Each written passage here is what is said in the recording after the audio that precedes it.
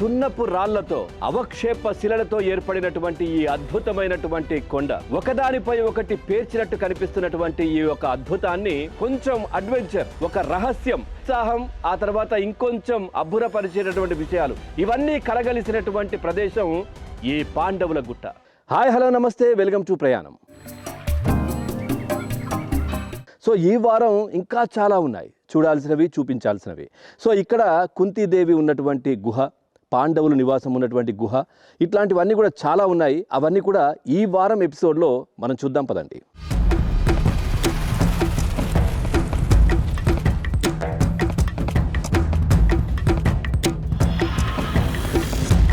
ప్రస్తుతం మనం పైకైతే వచ్చాము. ఇక్కడ నుంచి లెఫ్ట్ సైడ్ ఇటు వెళ్తే శిలాతోరణం ఉంటుంది, ఇటు స్ట్రేట్ వెళ్తే పాండవుల గుహలు ఉంటాయి. పాండవుల గుహలు. ప్రస్తుతం మనం ఇటువైపు వెళ్ళి శిలాతోరణం చూద్దాం. అక్కడ కూడా కొన్ని పెయింటింగ్స్ ఉంటాయి అన్నారు. అక్కడ చూస్తే మింగిస బండ ఉంటుంది. అక్కడ మింగిస బండ. అవునండి.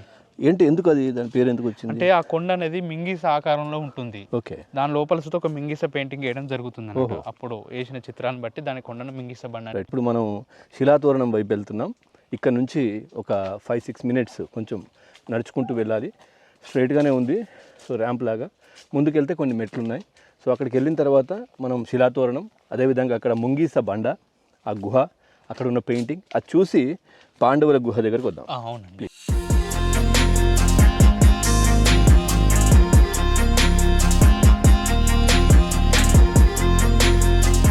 రైట్, మనం శిలాతోరణం దగ్గరికి వెళ్తున్నాం. సో ఇక్కడ మనం వెళ్ళే రోడ్ పక్కన, వెళ్ళే దారి పక్కన చూస్తూ ఉన్నాం ఎంత అద్భుతమైనటువంటి శిలలు ఇక్కడ మనకు కనిపిస్తున్నాయో మనం చూడొచ్చు. సో ఇవన్నీ కూడా ఏదైనా కానీ ఇవన్నీ సో ఇక్కడ గతంలో ట్రెక్కింగ్ కూడా ఇక్కడ నుంచి చేసేవాళ్ళు. అట్లాగే ఇక్కడ మనం ఒకటి చూస్తున్నాం, మనం చూడొచ్చు. ఇక్కడ దీనిపైన సహజ సిద్ధంగా ఏర్పడింది 2 కళ్ళు, ముక్కు, నోరు. అంటే ఇట్లాంటి అరుదైనటువంటి శిలలు, అరుదైనటువంటి విగ్రహాలు, అరుదైనటువంటి రూపాలు, ఇక్కడ ప్రకృతి సహజంగా కూడా మలిచినటువంటి దృశ్యాలు ఇవన్నీ కూడా మనకి ఇక్కడ కనిపిస్తూ ఉన్నాయి. సో ఇక్కడ రాక్ క్లైంబింగ్ కూడా మనం చేస్తుంటారు ఇక్కడ నుంచి. సో అక్కడ చూసుకోవచ్చు ఆ హోల్స్ అవి పట్టుకొని పైకెక్కే ప్రయత్నం, ఇవన్నీ కూడా గతంలో జరిగేవట. ప్రస్తుతం అయితే ఇప్పుడు చేయట్లేదు. సో ఇవన్నీ కూడా ఇక్కడ చేస్తూ ఉంటారు. సో ఇవన్నీ ఏ విధంగా ఏర్పడ్డాయో మనం చూస్తున్నాం కదా. సో ఇదంతా సున్నపు రాయి. సో ఒకప్పుడు ఇదంతా సముద్రం. సో ఆ నేపథ్యంలో ఇదంతా కూడా ఏర్పడిందని కూడా చెప్తూ ఉంటారు. ఒకసారి మనం శిలాతోరణం దగ్గరికి వెళ్ళి చూద్దాం.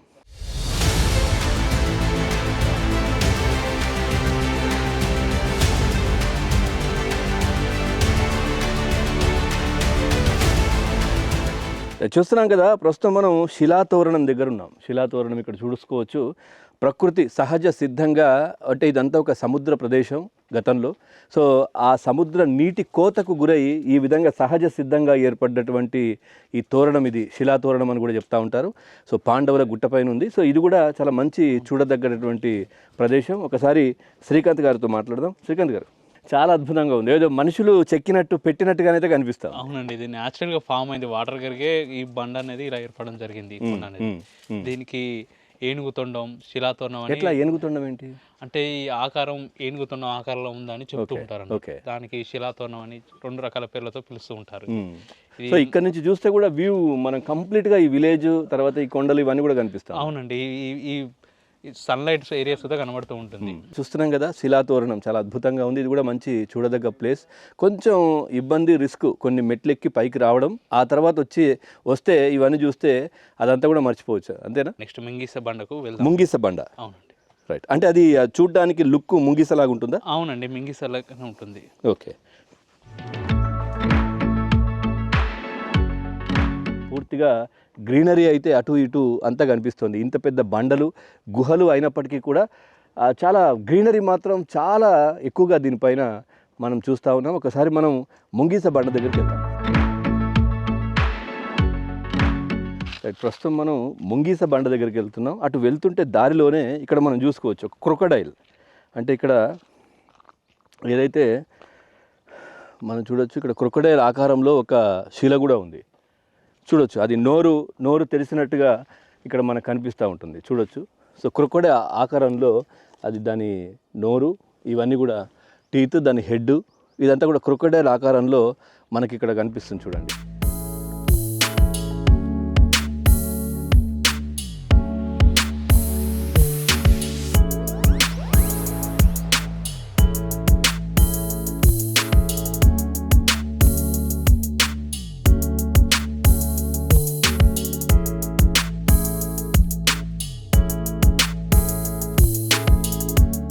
శ్రీకాంత్ గారు ఇదేంటి ముంగీస బండ. ముంగీస బండ దగ్గరికి వచ్చాము.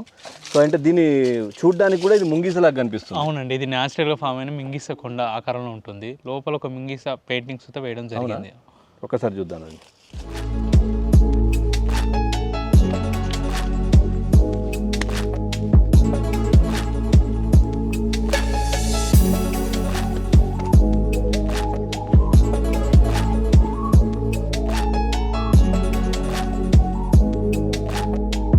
కొంచెం దూరం నుంచి చూస్తే ముంగీస ఆకారంలో ఉంటుంది ఇది.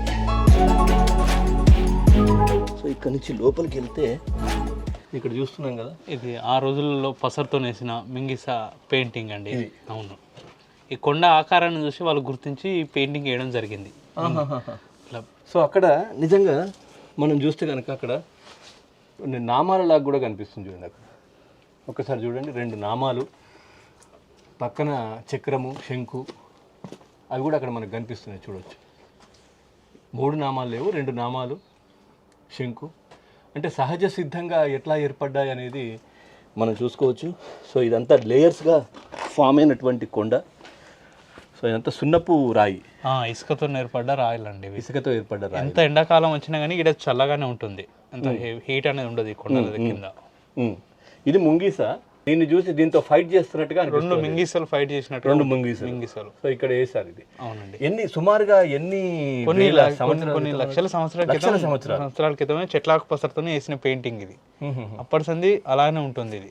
ఈ కొండ ఆకృతిని బట్టే ఇక్కడ మింగిస లాగుందని గుర్తించి ఆ కాలంలో మనుషులు వేయడం జరిగింది. ఇక్కడ ఎంత చల్లగా ఉన్నదంటే నిజంగా బయట అంత వేడిగా ఉన్నా కానీ చాలా చల్లగా. చాలా మంది అలసిపోయి వచ్చినా కానీ ఇక్కడ కాస్త విశ్రాంతి తీసుకొని వెళ్ళడం జరుగుతుందండి. కొంచెం జాగ్రత్తగా తీసుకోవాలి విశ్రాంతి. అవునండి, ఎందుకంటే కొంచెం స్మూత్ అయిపోయాయి. ఎందుకంటే ఇది ఇసుకతో తర్వాత ఈ సున్నపు రేణువులతో తయారైనటువంటి కొండ కాబట్టి కొద్దిగా రన్నింగ్లో వస్తూ పోతూ ఉంటే కూడా కొంచెం స్మూత్గా అయ్యింది. కాబట్టి కొద్దిగా జాగ్రత్తగా ఇక్కడికి రావాల్సి ఉంటుంది.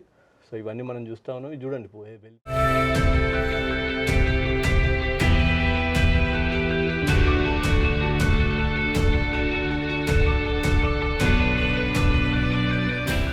రైట్. మనం ఇప్పుడు పాండవుల గుహలు, వాళ్ళు దాంట్లో ఉన్నారు అని చెప్తున్నటువంటి పాండవుల గుహలు ఏవైతే ఉన్నాయో వాటికి మనం ఇప్పుడు వెళ్తున్నాం. ఇప్పుడు మనం శిలాతోరణం నుంచి ఇంకొంచెం ముందెళ్ళాలి. చిన్న గల్లీ, చిన్న లేన్, దీంట్లో నుంచి వెళ్తున్నాం. ఇటువైపు కూడా చూడవచ్చు మనం సహజ సిద్ధంగా ఏర్పడ్డటువంటి రాళ్ళు, అంటే ఇవన్నీ కూడా చూసుకోవచ్చు. సో వర్షం పడ్డప్పుడు ఈ నీటి ధారకు ఏ విధంగా కోతకు గురయ్యాయో కూడా మనం చూస్తూ ఉన్నాం. సో ఇట్లా ఏర్పడ్డటువంటి ఈ వీటి మధ్య నుంచి మనం వెళ్తూ ఉంటే నిజంగా మంచి ఎక్స్పీరియన్స్ అని చెప్పుకోవచ్చు.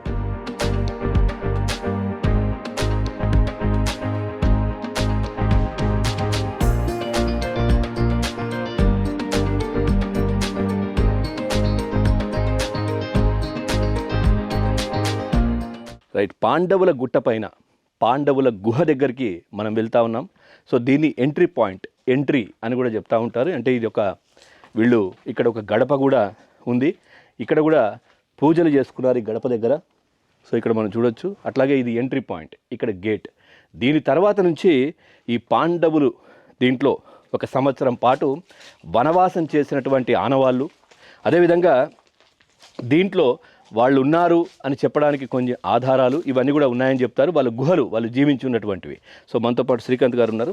శ్రీకాంత్ గారు, ఎంత దూరం ఉంటుంది ఇక్కడ నుంచి? ఇక్కడ నుంచి మనకు ఒక 100 మీటర్ల దూరంలో. 100 మీటర్లు. సో ఇదేనా ఎంట్రన్స్? ఇదే ఎంట్రీ అండి. ఇక్కడ నుంచి ఇటు లోపల పాండవులు ఉండేవారు. ఇవన్నీ కూడా అప్పుడు పెట్టుకున్నవే, అప్పుడు వాళ్ళ కాలంలో పెట్టినాయి, మనం మళ్ళీ ఏం చేయలేదు. సో ఇదంతా కూడా కొన్ని వేల సంవత్సరాల క్రితం జరిగినటువంటి చరిత్రకు ఆనవాళ్ళు అని చెప్తుంటారు. అవునండి, ఇది ఇవి గుట్టలు అనేది సముద్రంతో ఉన్న ఇసుకతోనే ఏర్పడడం జరిగింది. తర్వాత కొన్ని రోజులకు పాండవులు అరణ్యవాసం వెళ్ళినప్పుడు కొంతకాలం పాటు నివాసం ఉన్నారు అని చరిత్ర. దాని ప్రకారం మనం ఇప్పుడు ఆ పాండవులు ఉన్న ప్రదేశంలోకి ప్రయాణం చేసుకుంటూ వెళ్తున్నాం. దీంట్లో వాళ్ళతో పాటు కూడా కొద్దిమంది ఆది మానవులు కూడా దీంట్లో జీవనం కొనసాగించారు. ఎందుకంటే ఆ చిత్రాలు అవన్నీ కూడా కనిపిస్తున్నాయి కదా. అవునండి. సో ఎందుకంటే ఆ ప్లేస్కి మనం వెళ్ళడానికి చాలా ఇబ్బందికరంగా ఉండే, కానీ అవలీలగా వాళ్ళ ఆ కాలంలో ఎట్లా వెళ్ళారో తెలియదు కానీ సో నిజంగా కొన్ని వేల సంవత్సరాల చిత్రాలు కూడా అక్కడ సజీవంగా చరిత్రకు సాక్ష్యంగా కూడా అక్కడ నిలిచి ఉన్న దృశ్యాలు చూస్తూ ఉన్నాం. ఇప్పుడు ఈ గుహల దగ్గర కూడా కుంతీదేవి గుహ, అక్కడ గుడి ఉందంటారు, ఉందా? అవునండి, చుట్టుపక్కల విలేజ్ వాళ్ళు వచ్చి ప్రతి సంవత్సరం అక్కడ పూజలు చేస్తూ ఉంటారు. వర్షాకాలం స్టార్టింగ్ లో చేస్తూ ఉంటారు. కొన్ని వేల మంది చుట్టుపక్కల ఉన్న గ్రామాల నుంచి వచ్చి వెళ్తూ ఉంటారు. రైట్, ఒక్కసారి మనం ఆ గుహలోకి వెళ్ళే ప్రయత్నం చేద్దాం. ఓకే.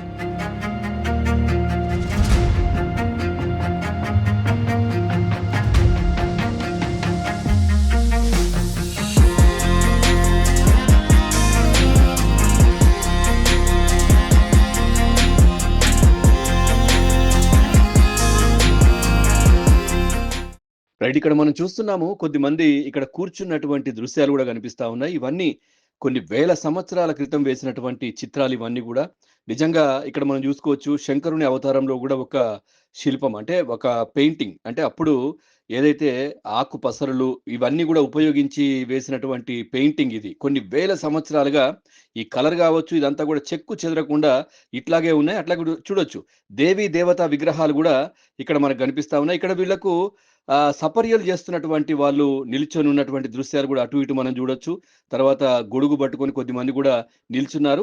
ఇలాంటి అద్భుతమైనటువంటి పెయింటింగ్స్ మనకి ఇక్కడ ఎటు చూసినా కానీ కనిపిస్తాయి. ఈ పాండవుల గుట్టలో, ఇక్కడ ఈ ప్లేస్ లోనే పాండవులు ఇక్కడ ఉండేవారు అని చెప్పేసి కూడా ఒక సంవత్సరం పాటు దీంట్లో అజ్ఞాతవాసం చేశారని కూడా ఆ చర్చ ఈ చుట్టుపక్కల ప్రాంతం వారు కూడా చెప్తా ఉంటారు. దీంట్లో ఏదైతే పాండవులు ఉన్నప్పటికీ కూడా దీంట్లో ఇంకా కొద్దిమంది ఎవరో ఆదిమానవులు అట్లాంటి వాళ్ళు కూడా దీంట్లో ఉండొచ్చు అనే చర్చ కూడా జరుగుతూ ఉంది. సో ఆ నేపథ్యంలో ఇవన్నీ కూడా భాషా లిపి లేనటువంటి సమయంలో వాళ్లకు ఉన్నటువంటి అనుభవాలు కావచ్చు, వాళ్ళు చూసిన దృశ్యాలు కావచ్చు, ఇవన్నీ కూడా దీనిపైన ఈ పెయింటింగ్ రూపంలో, అంటే దీంట్లో వీటిపైన చిత్రీకరించారు అనే చర్చ కూడా ఇక్కడ చుట్టుపక్కల ప్రాంతం వాళ్ళు చెప్తా ఉంటారు. సో ఇక్కడికి చాలా మంది వస్తుంటారు, ఈ చుట్టుపక్కల గ్రామాల వాళ్ళు. ఇక్కడ వర్షాలు పడనప్పుడు ఇక్కడ వచ్చి పూజలు చేస్తారని కూడా చెప్తా ఉన్నారు. ఇక్కడ చూడ్డానికి వచ్చిన వారు దయచేసి వీటిపైన పేర్లు రాస్తున్నారు. ఈ పేర్లు రాయడం అంత మంచిది కాదు, ఎందుకంటే ఇవి కొన్ని వేల సంవత్సరాలుగా మన పూర్వీకుల దగ్గర నుంచి వస్తున్నటువంటి ఒక నిజంగా సంపద అని చెప్పుకోవచ్చు. ఇవన్నీ మన భవిష్యత్ తరాలకు మనం ఇదే విధంగా జాగ్రత్తగా అందించాలి. సో అలా కాకుండా వాటిపైన ఈ విధంగా చెక్కేయడం, వాటిని పైన గీసేయడం, లేదా వాళ్ళకి సంబంధించిన ఎవరో పేర్లు రాసుకోవడం, ఇట్లాంటివి చేయకూడదు.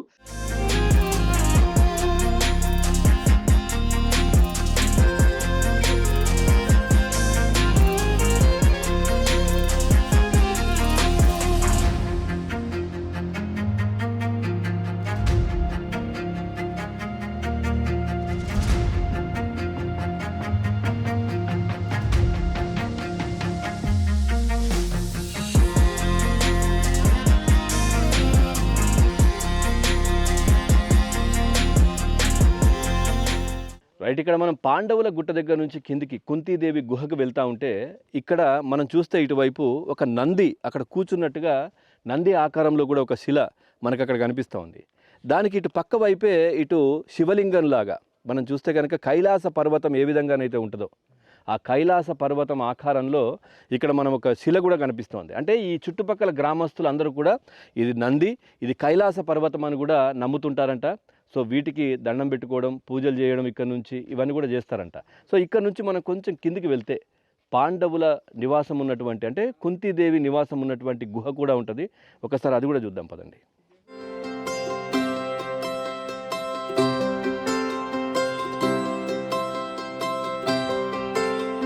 ఈ గ్యాప్ మనం చూస్తే చాలా చిన్న గ్యాప్లో ఒక చిన్న రాయి పైన ఇంత పెద్ద శిల నిలబడి ఉందంటే ప్రకృతి నిజంగా ఒక అద్భుతం అని చెప్పుకోవచ్చు.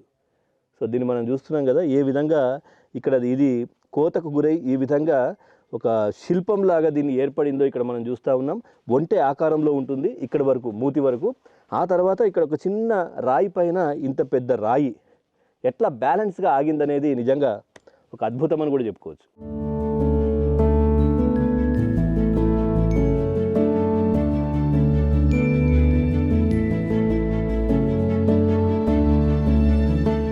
శ్రీకాంత్ గారు, ఇప్పుడు ఇక్కడ మనం వెళ్ళే ప్లేస్ వచ్చేసి కుంతీదేవి గుహ. అవును. సో తను ఇక్కడ ఉండేది, పాండవులు అక్కడ ఉండేవాళ్ళు. అవునండి. సో పాండవుల తల్లి కుంతీదేవి విడిగా ఒంటరిగా ఇక్కడ ఉండేదండి. ఓకే. ఆమె పడుకున్న స్థావరం కానీ, తాగే నీటి కొలను కానీ కొలను కూడా ఉంది. ఉంది. సో చెప్తుంటారు కదా ఈ కొలను ఎండిపోదు ఎప్పుడు అని చెప్పి. అవునండి, ఇది ఎప్పటికీ 365 రోజులు వాటర్ ఉండడం జరుగుతుంది.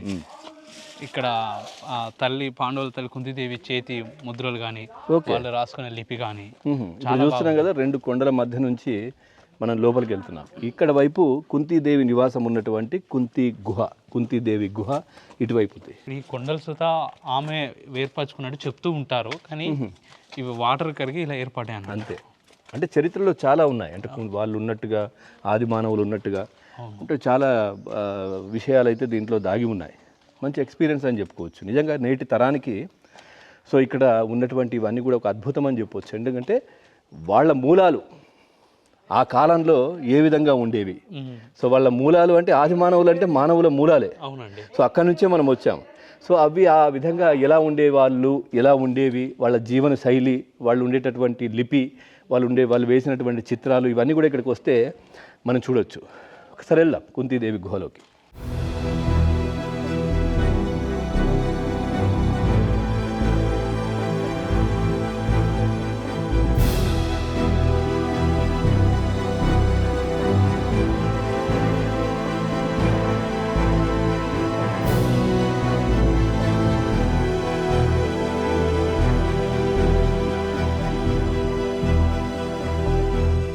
కుంతీదేవి గుహ దగ్గరికి వెళ్ళే ముందే ఇక్కడ చెలిమి కూడా ఉంది. చెలిమి అంటే నీటి కొలను. సో ఇక్కడ దానికి సంబంధించి మెట్లు కూడా ఏర్పాటు చేసుకున్నారు. ఇవన్నీ కూడా అప్పుడు ఏర్పాటు చేసినవి, ఇది కొత్తగా పెట్టినవి కాదు. సో ఇక్కడ చూస్తే ఇదంతా చెలిమే. సో ఇక్కడ నుంచి చూస్తే ఇక్కడ మొత్తం చిన్న మనం ఇందాక మాట్లాడుకుంటున్నట్టుగా ముత్యపు చిప్ప ఏ విధంగానైతే ఉంటుందో ఆ ఆకారంలో ఉండి అందులో నీళ్లు ఉంటాయి. ఈ నీళ్లు మాత్రం ఎప్పుడూ ఎండిపోవు. ఈ 2 బండల మధ్యలో ఉన్నటువంటి సొరంగం లాంటి ప్లేస్లో ఈ నీళ్లు అనేది ఎప్పుడు ఎండిపోవు అని ఇక్కడ ఉన్నటువంటి గ్రామస్తులు కూడా చెప్తా ఉన్నారు. ఇది చూస్తున్నాం.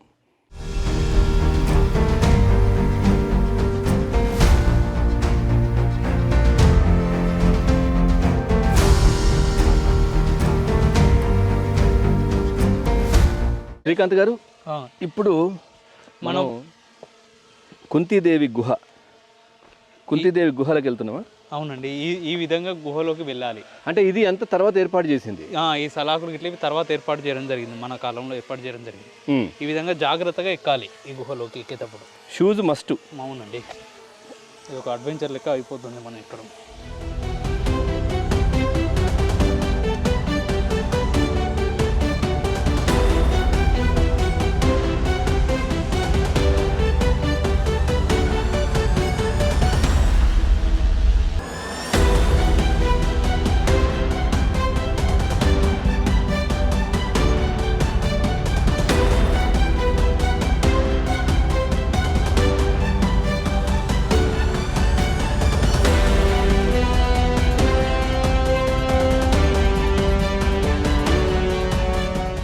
కుంతీదేవి గుహలోకి వచ్చాము. ఇక్కడ మనం చూస్తే ఈ చేతి గుర్తులు మనతో ఏదో మాట్లాడాలి అని అనిపిస్తున్నట్టుగా ఉంటుంది, మనకేదో చెప్పాలి అనే విధంగా ఇక్కడ ప్రతి ప్లేస్లో కూడా ఆ విధమైనటువంటి రాతలు, గీతలు ఇవన్నీ కూడా మనకు కనిపిస్తూ ఉన్నాయి. చూస్తే ఇక్కడ ఈ దేవనాగరి లిపియా ఏంటి, దీనికి సంబంధించి కూడా తీసే ప్రయత్నం కూడా చేస్తూ ఉన్నారు. చూడొచ్చు, దీనిపైన ఒక శూలం లాంటిది ఇక్కడ ఉండడం, అదేవిధంగా పక్కన లిపి రాసి ఉండడం. సో దీన్ని కూడా ఎక్స్ప్లోర్ చేసే ప్రయత్నం చేస్తూ ఉన్నారు ఏంటి అనేది. సో ఇక్కడ ఎక్కడ చూసినా కానీ చేతి ముద్రలు, శ్రీకాంత్ గారు, సో చేతి ముద్రలే కనిపిస్తూ ఉన్నాయి.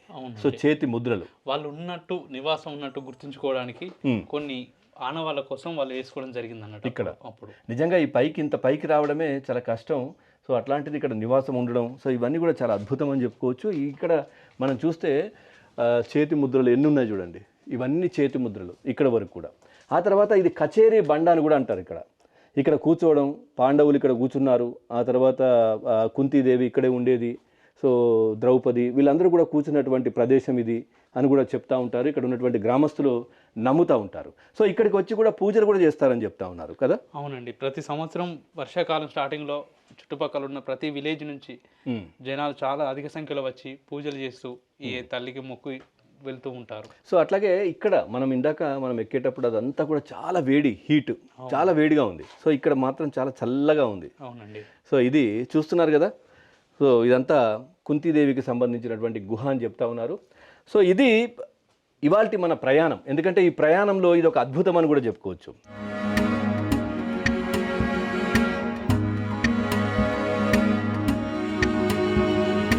ఇది సో చూస్తున్నాం కదా, పాండవుల తల్లి పాండవుల తల్లి ఏర్పరచుకున్నాయని చెప్తూ ఉంటారు. కుంతిదేవి ఇందులో ఉండేది అని చెప్తా ఉంటారు. ఇది వర్షం వచ్చిన ఒక 200 మంది కూర్చొని తడవకుండా ఉండవచ్చు ఈ గుహలో.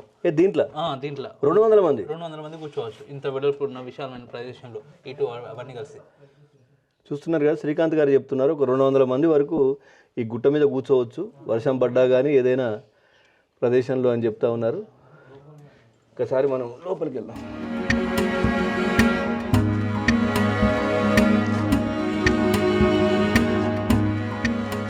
చాలా స్మూత్గా అందరూ అంటే రెగ్యులర్గా వెళ్ళి ఇక్కడ పూజలు కూడా చేసేవారని చెప్తున్నారు. కాబట్టి ఈ ప్లేస్ కూడా చాలా స్మూత్గా ఉంది.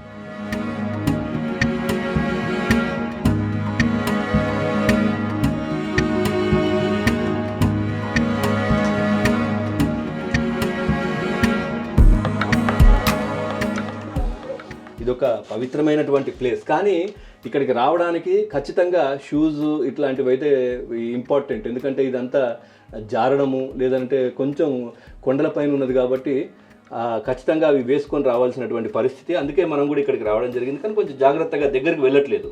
సో ఇక్కడే ఉన్నాం. సో ఇక్కడ కుంతిదేవి ఉండేది, ఇక్కడ పూజలు చేసేవాళ్ళని చెప్తున్నారు శ్రీకాంత్ గారు. ఇది మన గ్రామస్తులు ఏంటంటే వర్షాలు పడినప్పుడు ఇక్కడికి వచ్చి మొక్కితే వర్షాలు పడి పంటలు బాగా పండుతాయి. పాయసం కూడా వండుతారని. అవునండి, అక్కడ వాళ్ళు దాంతో పాటుగా బోనం లెక్క చేసి చీరలు ఇట్లా మొక్కి కొబ్బరికాయ ఇట్లా కొట్టి వెళ్తూ ఉంటారు. ఇక్కడ పాయసం వండి ఇదంతా చేస్తే ఇక్కడ వర్షాలు పడతాయని గ్రామస్తుల నమ్మకం అన్నట్టు. ఇదే విధంగా ప్రతి సంవత్సరం యథావిధిగా జూన్ జూలై మాసంలో కొన్ని వేల సంఖ్యలో చుట్టుపక్కల ఉన్న మండలాల మొత్తం ఈ భూపాలపల్లి జిల్లాలో ఉన్న మండలంలో ఉన్న వ్యక్తులందరూ వచ్చి ఇక్కడికి వచ్చి మొక్కి వెళ్తూ ఉంటారు. సో చూస్తున్నారు కదా, పాండవుల గుట్ట పైన ఉన్నటువంటి కుంతిదేవి గుహ.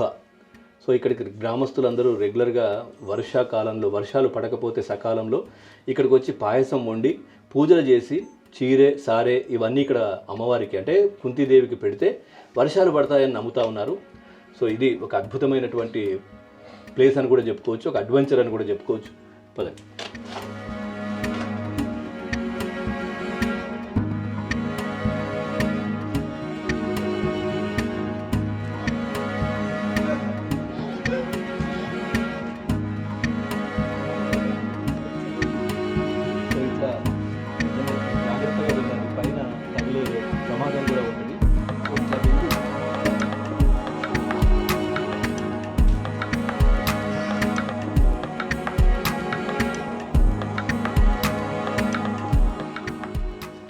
అమ్మో, పెద్ద అడ్వెంచర్ ఇది. మరి మన మూలాలు చూడాలంటే ఈ విధంగా అడ్వెంచర్ చేయాల్సింది. చూసారు కదా, పాండవుల గుట్ట. దీనిపైన ఉన్నటువంటి అద్భుతాలు అన్నీ ఇన్ని కావు, ఇంకా చాలా ఉన్నాయి చూడాల్సినవి. కానీ మనమైతే మ్యాక్సిమం దీంట్లో ఉన్నటువంటివన్నీ చూపించే ప్రయత్నం చేశాము. మరో ఎపిసోడ్తో మళ్ళీ కలుద్దాం. చూస్తూనే ఉండండి ABN.